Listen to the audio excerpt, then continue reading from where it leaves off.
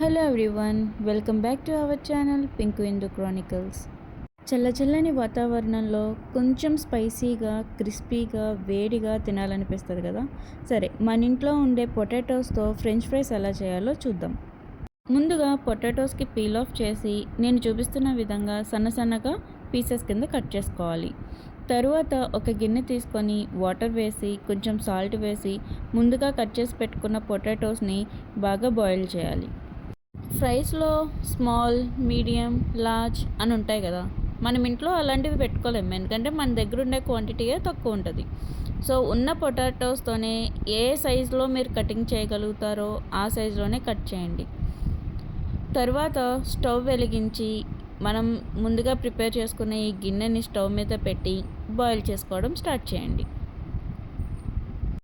Boil చేయమన్నా కదా అని మరీ ఎక్కువగా బాయిల్ చేసేకంటే, ఎందుకంటే అది పిండిలా అయిపోయింది అనుకోండి, ఫ్రెంచ్ ఫ్రైస్ కాదు కదా, ఏమీ చేయలేం.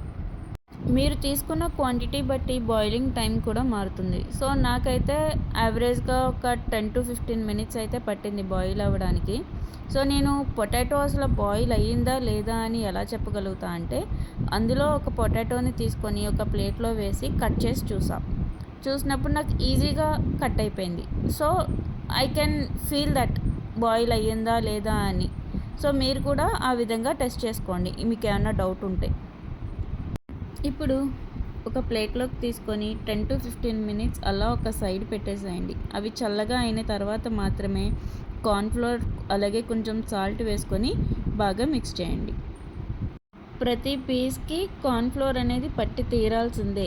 ఇన్ కేస్ అలా జరగకపోతే ఫ్రెంచ్ ఫ్రై అనేది సరిగ్గా రాదు. సో మీరు కలిపే విధాన్ని బట్టే మన ఫ్రై అనేది క్రిస్పీగా తయారవుతుంది. ఆయిల్ హీట్ అయిన తర్వాత వీటిని వేసి బాగా డీప్ ఫ్రై చేయండి. ఆ అరోమా అనేది మనకు తెలుస్తుంది ఫ్రై అయిన తర్వాత. సో వెంటనే మీరు వాటిని తీసుకొని సర్వ్ చేసుకోవడమే. చూసారు కదా, ఎంతో క్రిస్పీగా టేస్టీగా ఉండే ఈ ఫ్రైస్ రెడీ అయిపోయాయి. వీటిని కచప్తో తింటే ఇంకా చాలా బాగుంటుంది. సో ఒకసారి అలా ట్రై చేసేయండి. ఎలా వచ్చిందో కూడా నాకు కమెంట్ చేయండి.